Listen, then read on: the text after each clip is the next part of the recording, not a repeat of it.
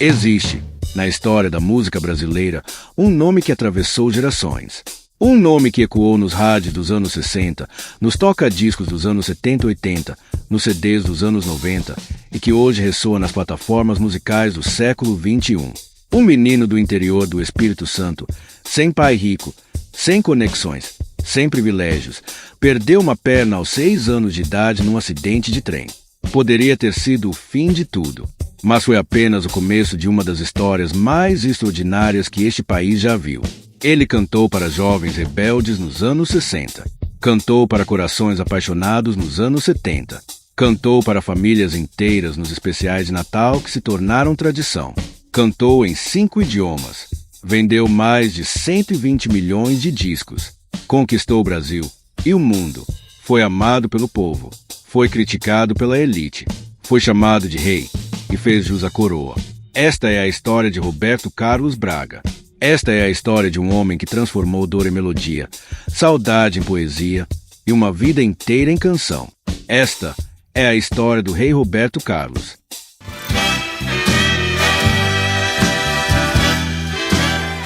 Mas, antes de começarmos, se você também é fã de Roberto Carlos, não esqueça de deixar o like, se inscrever no canal, de hypar o vídeo para que mais pessoas conheçam a história do rei.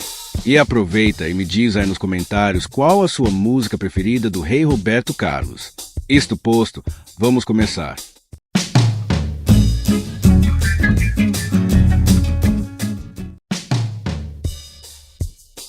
Era uma manhã de sábado, 19 de abril de 1941, numa casa simples da cidade de Cachoeiro de Itapemirim, no interior do Espírito Santo, nascia um menino que mudaria para sempre a história da música brasileira.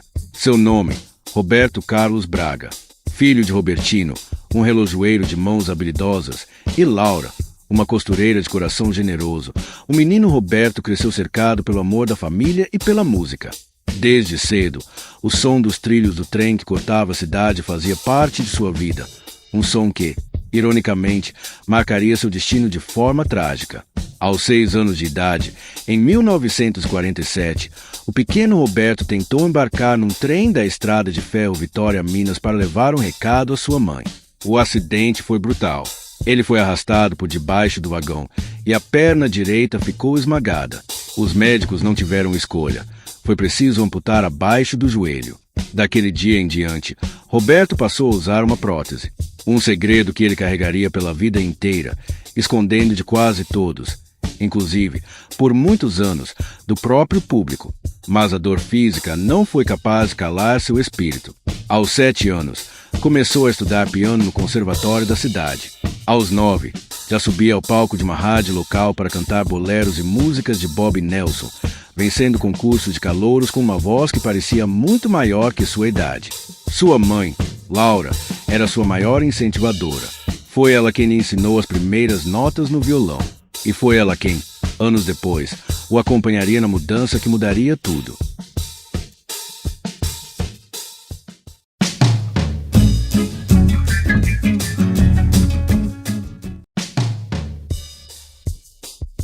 Em 1956, com 15 anos, Roberto Carlos deu o passo mais importante de sua jovem vida. Deixou Cachoeiro e seguiu para o Rio de Janeiro. Foi morar com uma tia em Niterói, logo depois, no subúrbio de Lins de Vasconcelos. O Rio de Janeiro dos anos 50 era o centro musical do Brasil. Era lá que tudo acontecia. E Roberto sabia que, se quisesse ser alguém na música, precisava estar ali. Nos primeiros tempos, sobreviveu como tantos outros jovens sonhadores, fazendo bicos, cantando em programas de auditório, tentando aparecer. Fazia cover de Elvis Presley e Little Richard nos programas da TV Tupi, imitando os trejeitos e a energia dos ídolos do rock americano. Mas foi num desses programas que ele fez a amizade mais importante de sua vida. Conheceu um garoto da sua idade, também apaixonado por rock, chamado Erasmo Carlos. Na época, Erasmo Cardoso. Os dois se tornaram inseparáveis. Juntos, começariam a compor. Juntos, mudariam a música brasileira.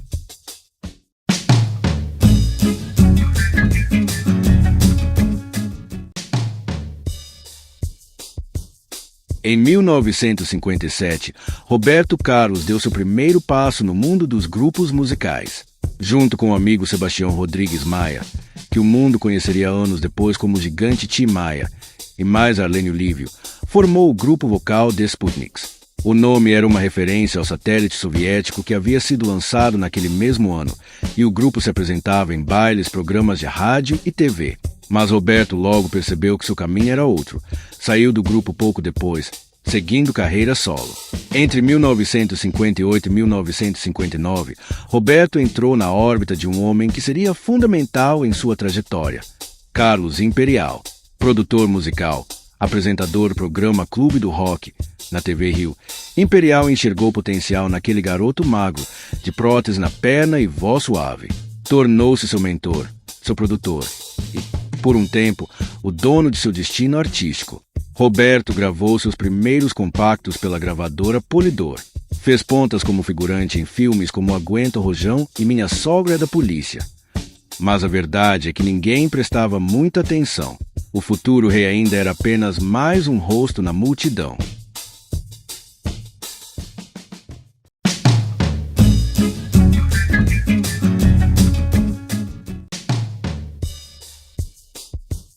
O final dos anos 50 foi, para Roberto Carlos, uma travessia no deserto. Seus primeiros compactos, João e Maria, Protelinho, Pegando Fogo, passaram praticamente despercebidos. A crítica não via nele nada de especial. Diziam que era apenas mais um imitador de Elvis Presley, sem identidade própria. Foram anos difíceis. Roberto cantava, gravava, tentava, mas o sucesso não vinha. A carreira parecia estagnar antes mesmo de começar, mas ele não desistiu, e foi essa teimosia que o salvou.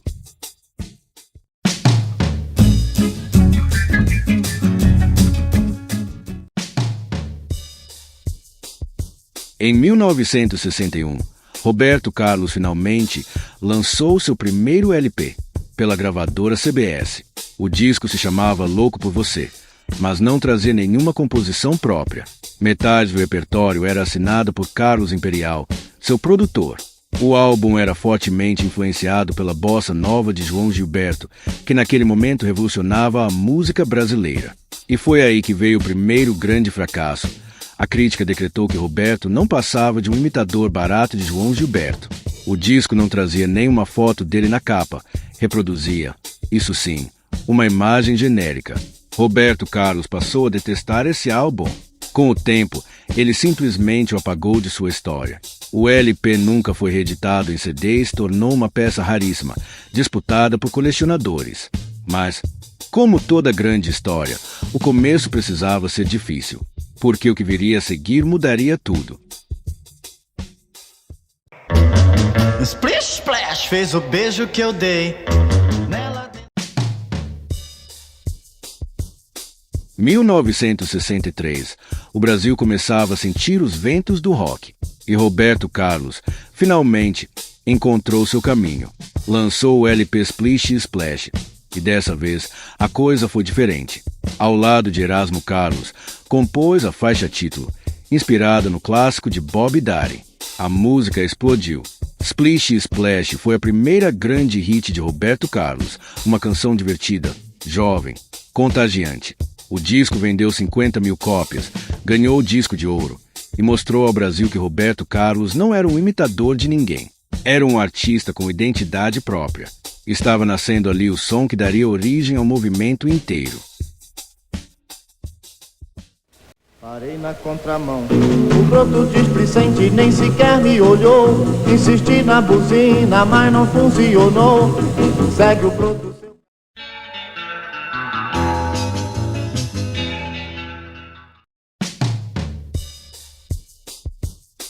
Se 1963 foi a faísca, 1964 foi a explosão.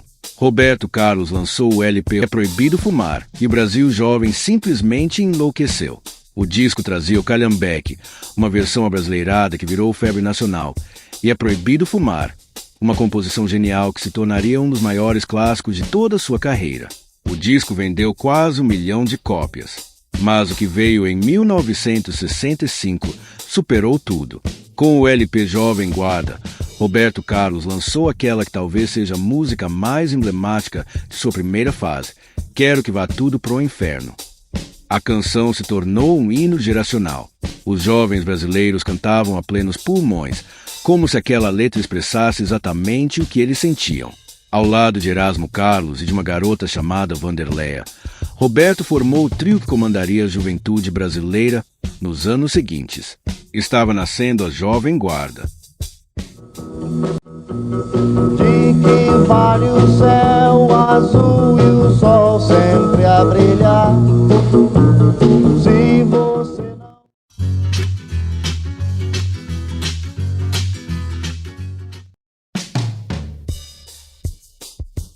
Em 22 de agosto de 1965, a TV Record estreou um programa que mudaria a história da televisão brasileira, Jovem Guarda. Apresentado por Roberto Carlos, Erasmo Carlos e Vanderleia, o programa era uma festa de rock, juventude e rebeldia. Os jovens faziam fila desde cedo na porta da emissora. As meninas gritavam, desmaiavam, choravam. Os meninos queriam ser como Roberto ou como Erasmo.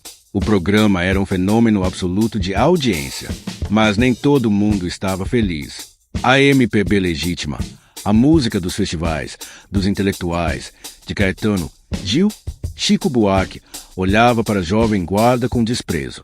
Diziam que era música alienada, americanizada, submissa à cultura yankee. Chamavam Roberto de "e" com desdém. Os festivais universitários viraram palco de batalha entre os dois mundos.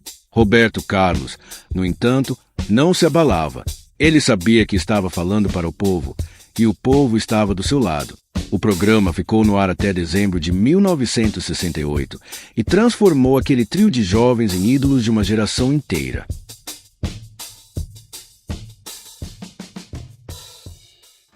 Esqueça que ele não te ama. Esqueça se ele não te...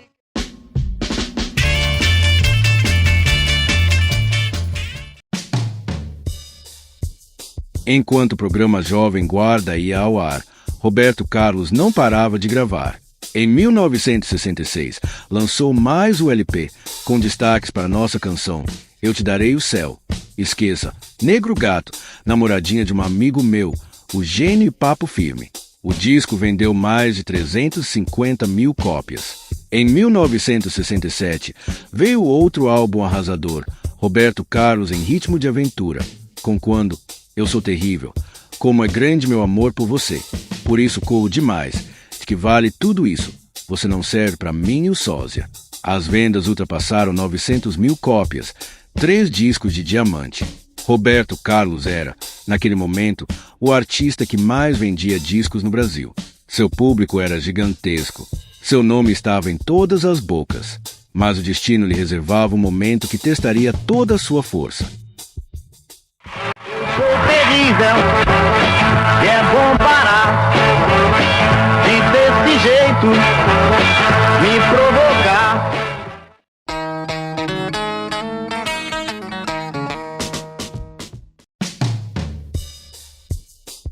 Agosto de 1967. TV Record. Terceiro Festival de Música Popular Brasileira. Roberto Carlos subiu ao palco para defender Maria, Carnaval e Cinzas. Mas algo deu errado. Parte do público, aquela mesma plateia que idolatrava a MPB dos festivais, começou a vaiar. As vaias foram crescendo, ensurdecedoras. Diziam que ele não pertencia àquele universo, que ele era menor. Roberto, visivelmente emocionado, respondeu. Disse que a música brasileira era grande o suficiente para aceitar diferentes estilos, que não havia razão para tanta intolerância. Aquele momento marcou sua vida. A partir dali, Roberto Carlos começou a perceber que precisava evoluir. A Jovem Guarda estava chegando ao fim, e ele precisava encontrar um novo caminho. Um caminho que o levaria a se tornar algo muito maior do que um ídolo jovem.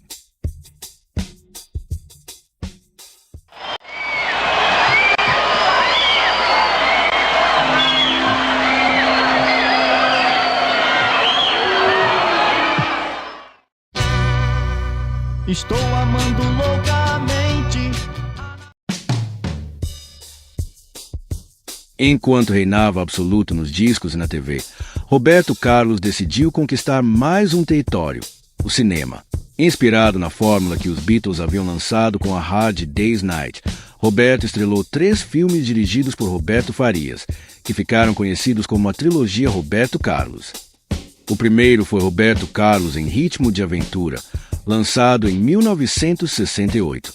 Uma mistura de musical, comédia e aventura, com a trilha sonora recheada de seus sucessos. O público foi em massa, bilheteria estrondosa.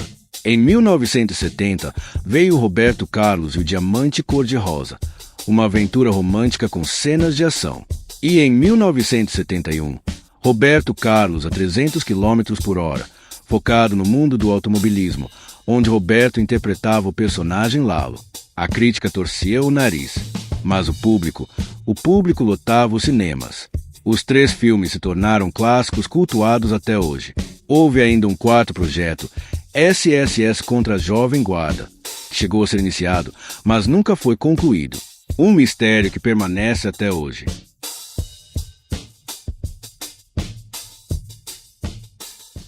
Não sei como isso aconteceu.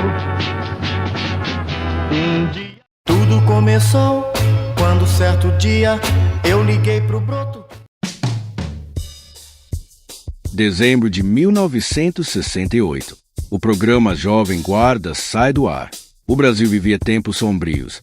O ato institucional 5 havia sido decretado e a ditadura militar apertava seu aperto sobre o país. O clima de festa e juventude já não combinava com o momento. O movimento Jovem Guarda começou a perder força e, junto com ele, a parceria entre Roberto e Erasmo começou a se desfazer. Erasmo seguia com uma pegada mais roqueira, mais contestadora, mais alinhada com o rock psicodélico que explodia no mundo. Roberto, por outro lado, sentia que precisava de algo diferente, algo mais profundo, mais maduro. Os dois se afastaram artisticamente. Os fãs sentiram. Alguns chegaram a chamar Erasmo de traidor. Mas a verdade é que ambos precisavam encontrar seus próprios caminhos. E o caminho de Roberto levaria a um lugar inesperado, o coração de milhões de brasileiros.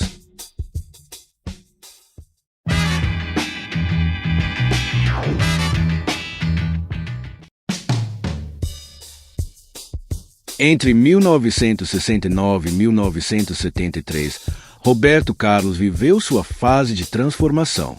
Os discos daquele período mostram um artista em busca de uma nova identidade. Em 1969, lançou um álbum com destaque para as músicas Não Vou Ficar e As Curvas da Estrada de Santos. O disco vendeu mais de 400 mil cópias. Em 1970, veio uma música que surpreendeu a todos, Jesus Cristo. Uma canção gospel, de fé, que mostrava uma faceta até então desconhecida de Roberto. Já este álbum vendeu em torno de 520 mil cópias.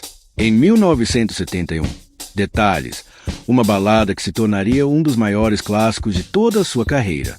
A letra, simples e profunda, falava das pequenas coisas que fazem a diferença na vida. O Brasil inteiro cantou. Em 1972, Como Vai Você à Montanha? Em 1973, A Cigana, Proposta, O Homem e Rotina. Roberto Carlos já não era mais o jovem rebelde da Jovem Guarda. Era um cantor romântico, maduro, que falava diretamente ao coração dos adultos brasileiros. E o público respondia como nunca.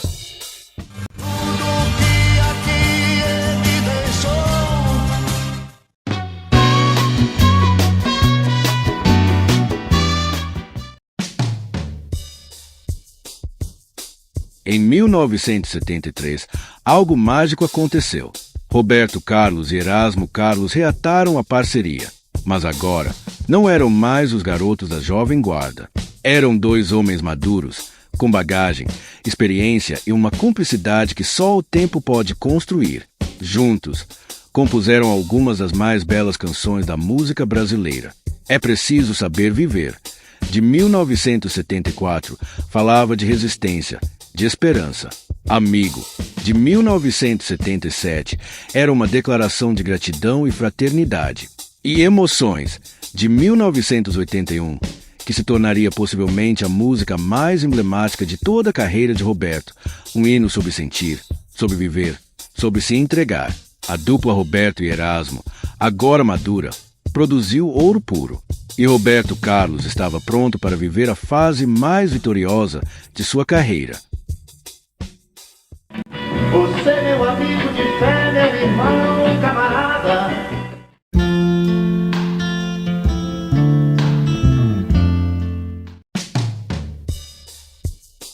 A partir de meados dos anos 1970, Roberto Carlos entrou numa fase que pode ser chamada de sua era de ouro. Disco após disco, sucesso após sucesso, ele se consolidou como o maior vendedor de discos da história do Brasil. 1974, o Protão, É Preciso Saber Viver e Eu Quero Apenas. 1975, Além do Horizonte e Mucuripe. 1976, Ilegal, Imoral ou Engorda, Os Seus Botões e Pelo Avesso. 1977, Amigo, Falando Sério, Não Se Esqueça de Mim, Jovens Tardes de Domingo e Outra Vez. O álbum vendeu mais de 1 milhão de cópias. 1978, Fé e Lady Laura. 1979, Na Paz do Seu Sorriso e Desabafo. Cada disco era um evento nacional.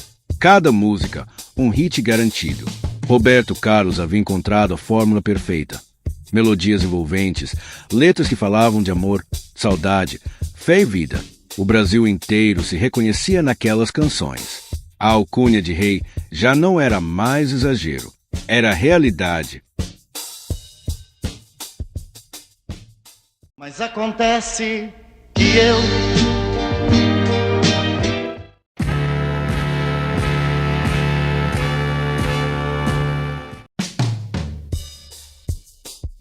Os anos 80 chegaram e com eles veio uma nova geração. O rock brasileiro explodia com Legião Urbana, Titãs, Paralamas. Muita gente apostava que Roberto Carlos seria esquecido. Ledo engano. Ele continuou lançando um disco por ano, sem interrupção. A Guerra dos Meninos e Amante à Moda Antiga, em 1980, viraram hits. Ele Está Pra Chegar, As Baleias e Emoções em 1981 emocionaram o país.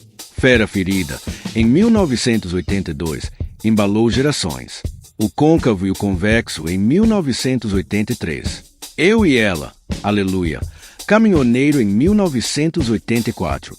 Em 1985, um episódio curioso.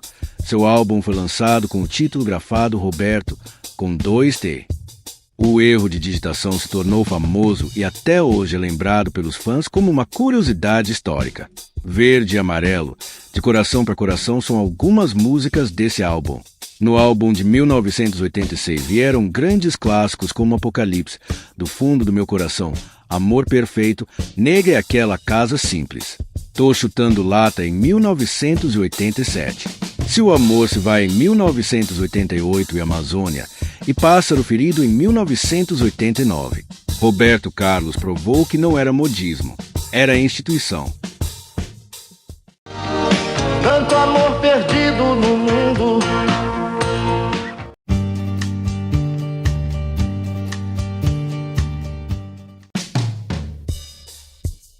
Em 1974, Roberto Carlos deu um passo que mudaria sua relação com o público para sempre.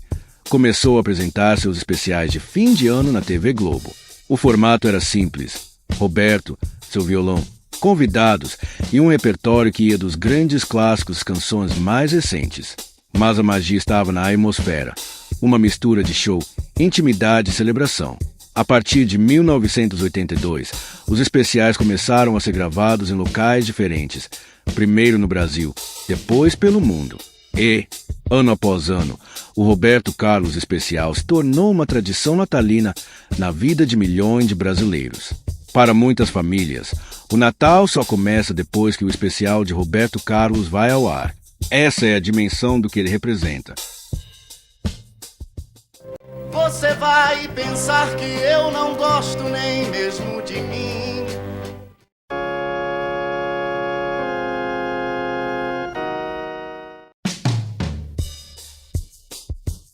Roberto Carlos não conquistou apenas o Brasil. Conquistou o mundo. Gravou discos em espanhol, inglês, italiano e francês. Fez shows em toda a América Latina, nos Estados Unidos, na Europa e no Japão. No México e na Argentina, é tratado como uma lenda. Em Portugal e na Itália, é amado como se fosse da família. As vendas ultrapassaram 70 milhões de discos até 1994. Hoje, a estimativa é de mais de 120 milhões de cópias vendidas mundialmente. Mas, curiosamente, a crítica intelectual brasileira sempre dividiu opiniões sobre ele. Enquanto o povo o amava incondicionalmente, parte da elite cultural o considerava piegas, comercial demais.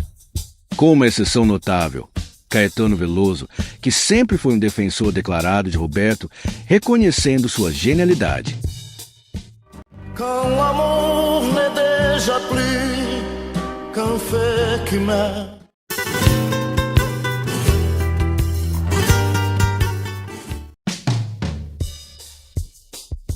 Os anos 90 trouxeram novos desafios para a indústria musical.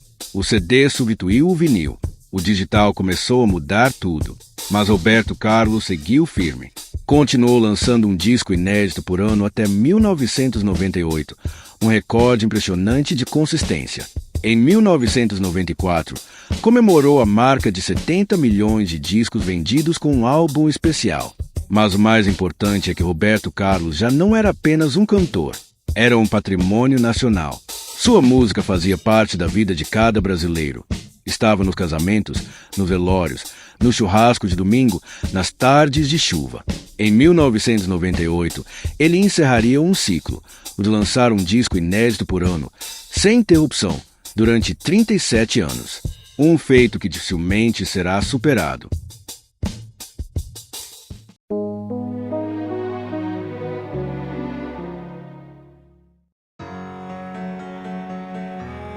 Entre todos os amores de Roberto Carlos, um marcou sua vida para sempre. Era dezembro de 1977. Nos bastidores de um show em Serra Negra, interior de São Paulo, o cantor, aos 36 anos, conheceu uma jovem de apenas 16 chamada Maria Rita Simões Braga. Ela era colega de escola de sua filha Ana Paula. Roberto se encantou. Mandou flores no dia seguinte. Mas os pais da moça proibiram o romance.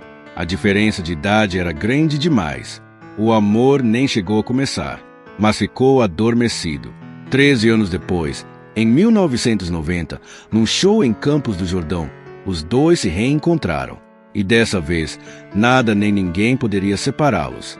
Em abril de 1996, casaram-se em cerimônia íntima, com apenas 20 convidados.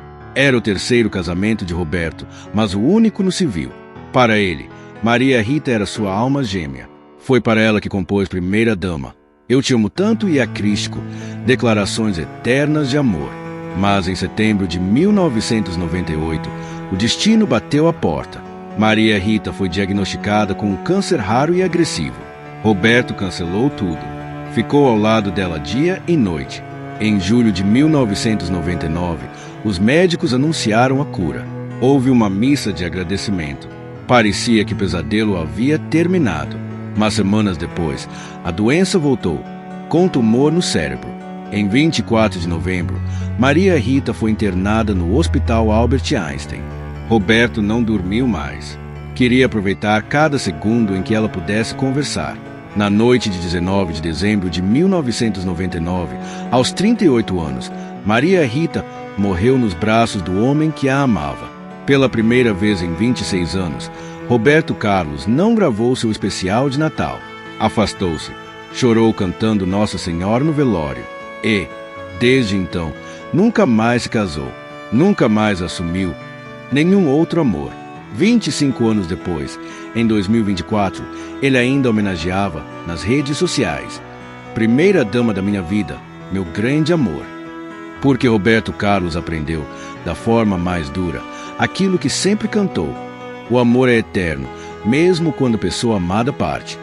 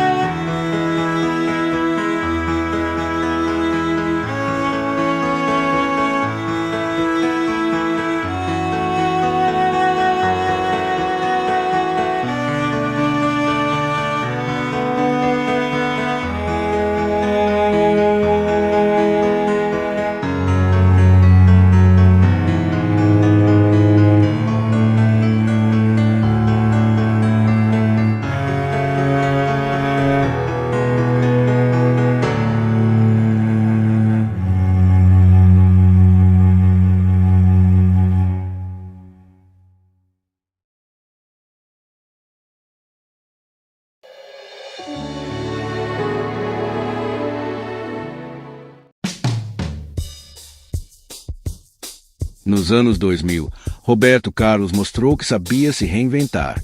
Em 2006, lançou um álbum com canções inéditas.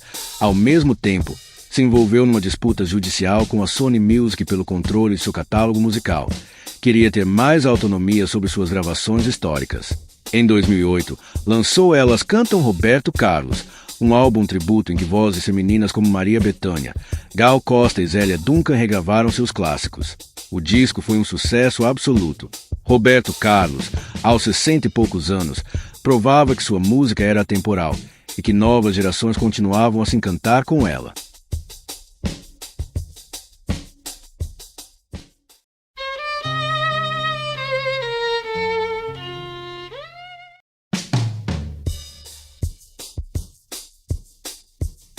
Entre 2012 e 2014, Roberto Carlos se envolveu numa das batalhas mais importantes de sua vida, não no palco, mas nos tribunais e nas audiências públicas.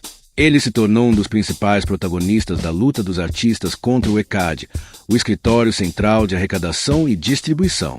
Roberto e outros artistas acusavam o órgão de má gestão e falta de transparência na distribuição de direitos autorais. Com a voz que sempre teve, Roberto se tornou porta-voz da causa. Deu entrevistas, participou de debates, pressionou por mudanças.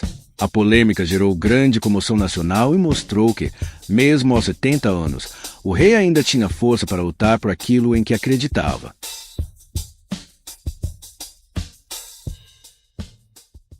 Jesus Cristo, Jesus Cristo. Em 2013, Roberto Carlos realizou um dos sonhos mais profundos de sua vida: gravar um especial em Jerusalém. A fé católica sempre esteve presente em sua obra, desde Jesus Cristo, em 1969, passando por Nossa Senhora e tantas outras canções. Mas estar fisicamente na Terra Santa, cantar ali, foi uma experiência transformadora. O especial Roberto Carlos em Jerusalém foi exibido pela TV Globo e se tornou um dos momentos mais emocionantes de sua carreira. Em 2019, o projeto virou filme, levando essa emoção para os cinemas. Para Roberto, aquele momento foi muito mais que um show. Foi uma oração cantada.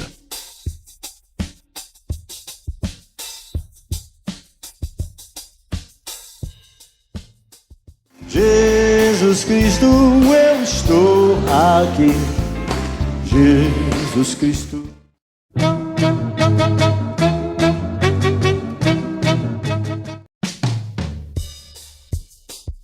Em 2006, o jornalista Paulo César de Araújo lançou o livro Roberto Carlos em Detalhes, uma biografia não autorizada do cantor, com revelações sobre sua vida pessoal, seus amores, seus conflitos.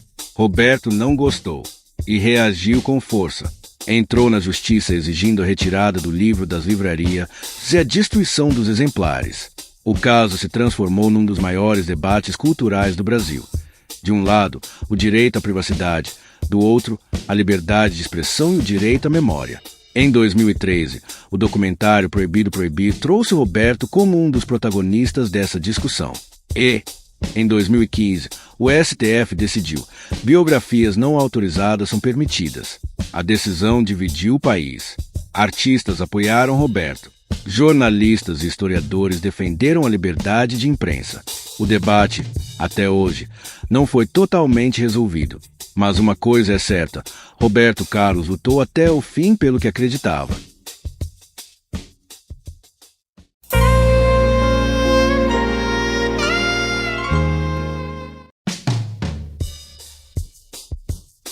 Os anos mais recentes mostraram um Roberto Carlos sereno, grato, consciente de seu lugar na história. Continuou com os tradicionais especiais de Natal na Globo, mesmo durante a pandemia de 2020. Quando o mundo parou, a voz de Roberto seguiu ecoando nas salas de estar dos brasileiros. Em 2022, comemorou mais de 60 anos de carreira com shows especiais. E, em 2026, aos 85 anos, ele continua firme, com a turnê Ofereço Flores, na memória afetiva de um país inteiro. O tempo passa, as gerações se sucedem, mas Roberto Carlos permanece. Quando eu estou aqui, eu vivo esse.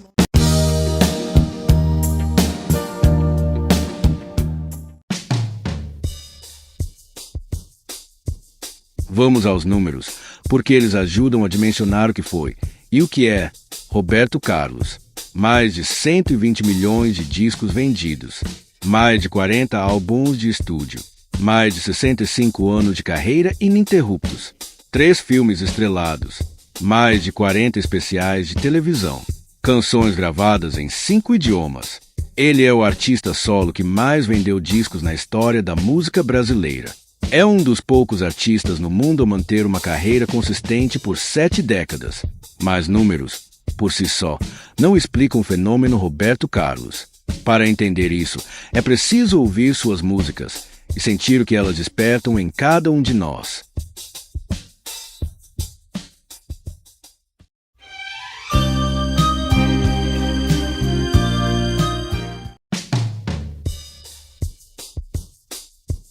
A carreira de Roberto Carlos pode ser dividida em grandes fases, cada uma com sua identidade. De 1958 a 1962, a fase da bossa nova e dos primeiros passos, quando ele ainda buscava sua voz. De 1963 a 1968, a fase da jovem guarda, o rock, a juventude, a rebeldia. De 1968 a 1974, a transição, quando ele encontrou o caminho do romantismo. De 1974 a 1990, a era de ouro do romantismo puro, baladas que conquistaram o país. E de 1990 até hoje, a fase da consagração, quando sua música se tornou patrimônio afetivo do Brasil. Em cada uma dessas fases, Roberto Carlos foi fiel a si mesmo, e foi essa autenticidade que o tornou eterno.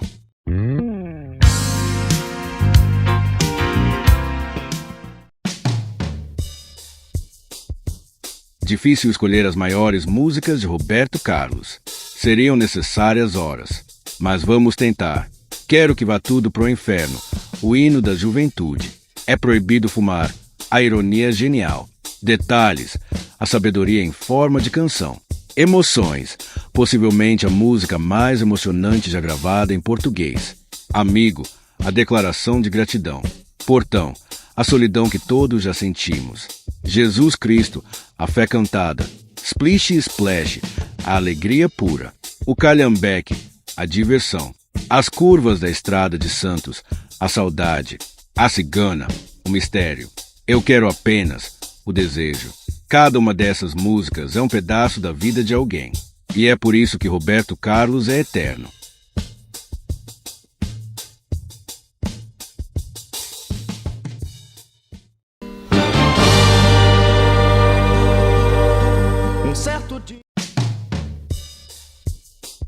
Roberto Carlos Braga não é apenas um cantor.